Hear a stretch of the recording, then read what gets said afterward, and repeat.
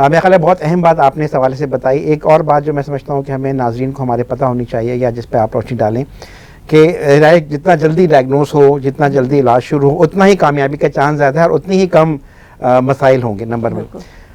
اچھا فرض کریں ایک خاتون ہے جن کی عمر 60 سال ہے, جن کی 4 بیٹیاں ہیں, اور ایک خاتون ہے جن کی بریسٹ کینسر جن کو ہوا, علاج ہوا یا خدا نخواستہ علاج نہ بھی ہو سکا, تو پھر اس طرح کے حوالے سے اس بات کے کتنے چانس ہوتے ہیں کہ ان کے اور بچوں کو بھی کینسر یا بچوں کو بھی کینسر؟ اس میں میں اگر آسان لفظوں میں کہوں کہ آپ کیا ایڈوائز کریں, کیونکہ ہمارے پروگرام کا ٹائم ختم ہونے والا ہے, تو اسکریننگ کے حوالے سے کیا ایک عام خواتین کو آپ رائے دیں گے, خاص طور پہ ان لوگوں کو کہ جن کی فیملی میں بریسٹ کینسر رن کر رہا ہے, اور ان لوگوں کو جن کے اندر کوئی پہلے سے پری ڈسپوزنگ فیملی ہسٹری نہیں ہے؟ بریسٹ کینسر اسکریننگ کے ذریعے کینسر کو ارلی ڈیٹیکٹ کیا جا سکتا ہے اور زندگی بچائی جا سکتی ہے, یہ تو پروون چیز ہے.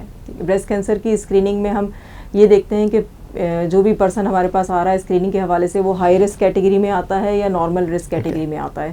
لو رسک کیٹیگری کوئی بھی نہیں ہے, تمام خواتین انٹرمیڈیٹ کیٹیگریز میں آتی ہیں.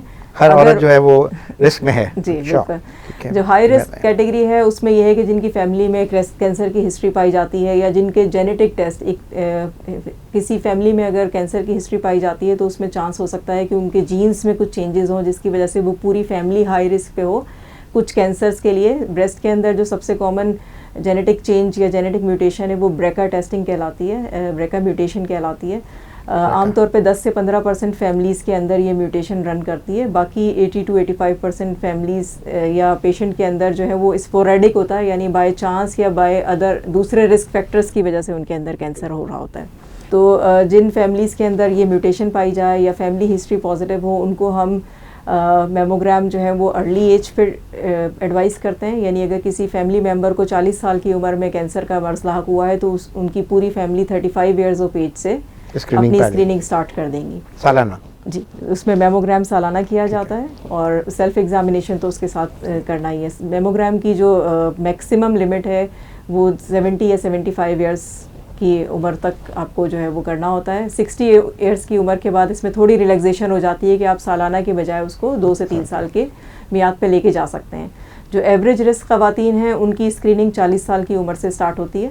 40 سال سے عمر کی جتنی خواتین ہیں ان کو سال میں ایک دفعہ اپنا میموگرام کرانا ہے up to the age of 60 یا 65 ایئرس تک, اور اس کے بعد پھر ان کو اس ڈیوریشن کو بڑھا سکتے ہیں. ٹھیک ہے, میرا خیال ہے یہ بہت اہم بات ہے اس حوالے سے کہ جو آپ نے پوائنٹ کیا کہ اسکریننگ کن لوگوں کو ہونی چاہیے, کن خواتین کو ہونی چاہیے.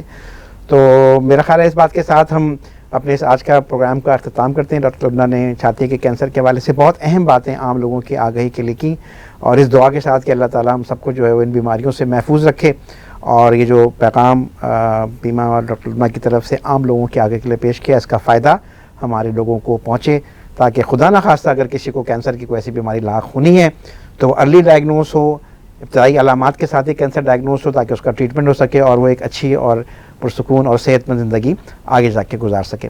تو آپ سب لوگوں کے سننے کا بہت بہت شکریہ. انشاءاللہ ایک نئے پروگرام کے ساتھ ہم دوبارہ حاضر ہوں گے. تب تک کے لیے اللہ حافظ. السلام علیکم ورحمۃ اللہ وبرکاتہ.